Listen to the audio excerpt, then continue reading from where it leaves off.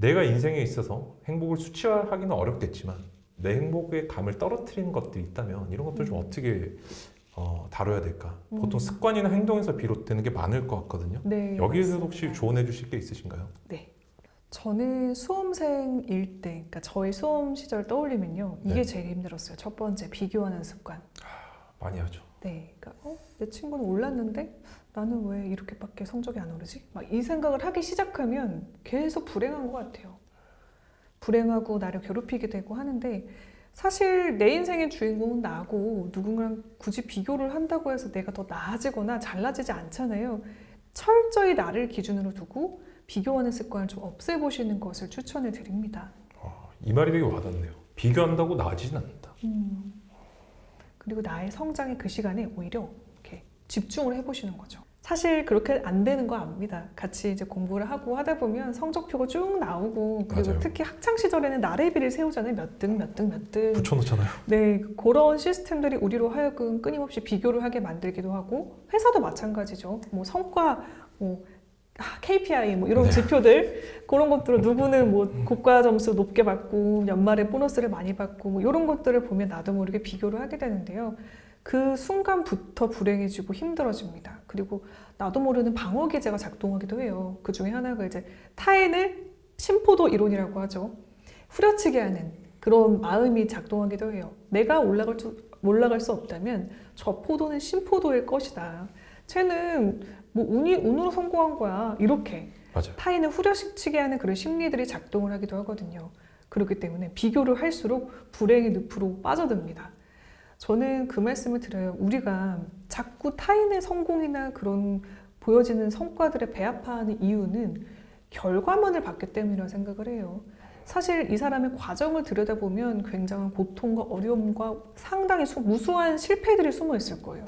그런데 결과로만 보면 이 사람은 뭐 부자야, 뭐 스타야 이것만 보면 되게 부럽고 배가 아프죠.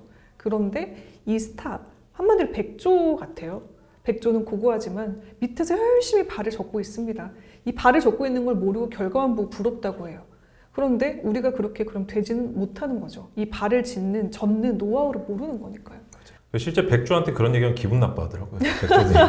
야, 내가 얼마나 지금 열심히 적고 있는데 이러면서 그렇죠. 심지어 난 고고한 척도 해야 되거든. 약간 이런 맞아요. 뉘앙스의 말들을 좀 많이 들었던 것 같아요. 맞아요. 저는 굉장히 존경을 많이 하게 되고 아까 말씀해 주셨던 거하고도 통하는 부분이 있는 것 같아요. 부정적인 말들을 내가 받아들일 때 그거를 일단은 좀 뭐랄까 그 속에서도 성장의 어떤 포인트를 발견하는 게 중요하다고 하셨잖아요. 네, 네. 이런 부분들도 내가 그러니까 남과 비교해서 나는 성장하지 못하고 그 속에서 그래도 내가 긍정적인 자극을 얻을 수 있다면 그 선까지 멈추는 게 좋다는 생각도 드네요. 네, 맞습니다. 그래서 사실 습관적으로 비교를 하시고 열등감을 느끼시는 분들이 있다면 저는 그렇게도 말씀드리고 싶어요. 그거를 그냥 성장의 원동력으로 활용하세요. 성장의 원동력. 열등감을 성장의 원동력으로 활용한 성공 사례들이 굉장히 많습니다. 네. 우리가 아는 스타들도 그랬던 케이스가 많다고 하고요. 네. 가까운 저희 친구 중에 공부를 세상에서 제일 잘했던 친구가 그랬습니다. 어릴 네. 때부터 좀 어려웠고 환경이 제 네. 컨텐츠에서도 확인을 받고 이제 제가 허락받고 이야기한 적이 있거든요. 네.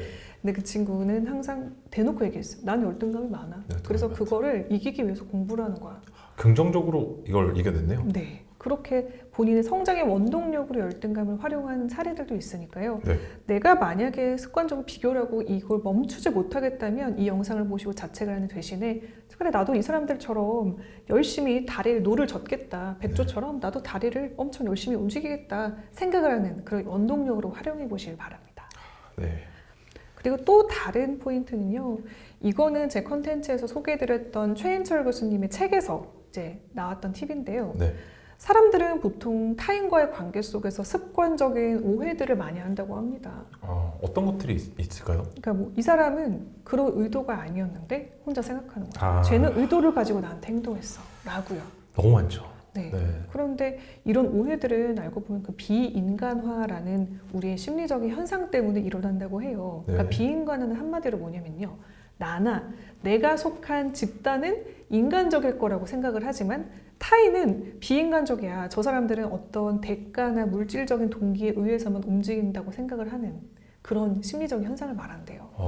왜 그런지 되게 궁금하네요. 그렇죠? 네. 말씀 들어보니까 그런 것 같거든요. 네, 그러니까 네. 예를 들어 부탁을 할 때도 나는 이 정도 부탁은 해줄 수 있는 되게 아량이 넓은 사람이라고 맞아요. 생각을 하면서도 타인이한테 부탁하는 거는 저 사람이 이렇게 얘기했을 때 나한테 그렇게 생각하면 어떡하지? 라고 맞아. 생각을 그렇게 하는 생각하죠. 거죠.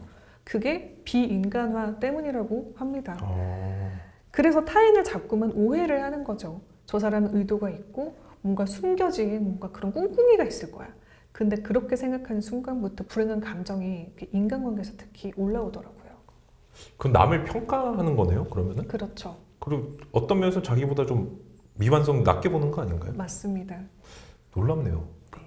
사실 그런 경우들이 너무 많은데 그걸 그런 이론이 있다는 것도 몰랐고 네. 그 다음에 너무 이게 설명이 잘 돼서 야, 내가 무의식적으로 다른 사람을 내 잣대로 평가해서 내 마음대로 생각하고 있었구나 하는 거 저는 방금 뭔가 화살이 팍 와서 꽂힌 느낌이었어요. 아, 이런 걸 좀 버려야겠네요. 네, 그래서 보통 그런 생각이 순간 들고는 해요. 근데 그럴 때는 특히 타인한테 관대해지란 말을 많이 하잖아요. 네. 그럴 수도 있지, 뭐 이유가 있었나 보지라고 그냥 넘겨버리는 습관을 가져보시는 것을 추천을 드립니다. 아, 그럴 수도 있다. 네, 그냥 파고들면서 막 왜 그랬을까? 그래서 내가 싫은가 저 사람은 막 이렇게 꼬리를 무는 대신 나 피곤했나 보지. 그러니까 말 저렇게 했나 보지 하고 그냥 생각을 차단해보세요. 차단해버리는. 그리고 또 가장 크게 행복을 저해하는 습관 중에 하나가요. 세 번째, 지나치게 멀리 보는 것이라고 말씀드리고 싶습니다. 지나치게 멀리 보는 것이요? 네, 아까 잠깐 언급을 드렸던 포인트이기도 한데요. 오늘의 행복에 집중하는 대신 한 10년 뒤의 행복. 예를 들어서 집이 없어요. 그러면 집을 언제 사지? 집을 살려면 난 평생을 일해도 집을 못 사. 이런 생각을 하다 보면 끝없이 불행해요. 그럼 결론이 난 왜 살지? 이렇게 됩니다. 극단적으로요. 미래 행복을 위해 현재를 다 포기하는 그죠? 맞습니다. 물론 지금 수험생분들은 지금 미래의 행복을 위해서 유보를 하고 계시잖아요. 네. 하지만 매일매일 하루하루 하셔야 될 과제들이 있죠. 내가 해야 할 때 목표들이 있죠. 그것들을 행하시다 보면 이 프로세스대로 가다 보면 언젠가는 내가 원하는 이 목표에 도달하실 수 있습니다. 그걸 믿고 하루하루를 열심히 사는 데 의의를 두세요. 그러니까 seize the day란 말이 있잖아요. 근데 오늘 하루를 꽉 잡으면 결국에는 시간이 해결해 줄 거예요. 그런 문제들이 많는데 특히 저는 공부가 그렇다고 생각합니다. 행동지향적이고 아까 또 이제 즐거움을 또 찾을 수 있어야 된다는 말씀도 해주셨는데 그런 소소한 행복들을 통해서 보상을 좀 받는 것도 중요할 것 같아요. 네, 맞습니다. 저도 그랬어요. 그러니까 사실은 전 공감을 할 때 나도 그랬어 라는 말을 하는 거 되게 조심스러워하긴 해요. 맞아요. 하지만 저도 이제 수험생 그리고 원론고시, 재수 다양한 이제 공부의 순간들을 겪었는데요. 사실은 이거를 보시는 시청자분들, 구독자분들이 가장 어려운 시기라고 저는 생각을 하고 있습니다. 저는 다시 수험생으로 돌아가라고 하면 안 돌아갈 거예요. 안 돌아가실 거예요. 네. 그다음 적성에 맞지 않았거든요. 하지만 해야만 하는 일이었습니다. 그런 말들 있잖아요. 내가 행복하려고 원하는 목표를 하기 위해서는 내가 하기 싫은 무수한 99개의 일을 해야 된다. 그래서 여러분들이 성취하고 싶은 목표가 있다면, 꿈이 있다면 그걸 위해서 지금 하기 싫은 일을 열심히 갈고 닦고 있는 중이라고 생각하시고요. 나머지 열심히 하다 보면 목표는 꼭 이루어집니다. 그러니까 오늘 하루하루 너무 멀리 보지 마시고 오늘에 집중하셔서 하루하루의 의미를 두시기를 이 시기에는 특히 추천을 드리고 싶네요.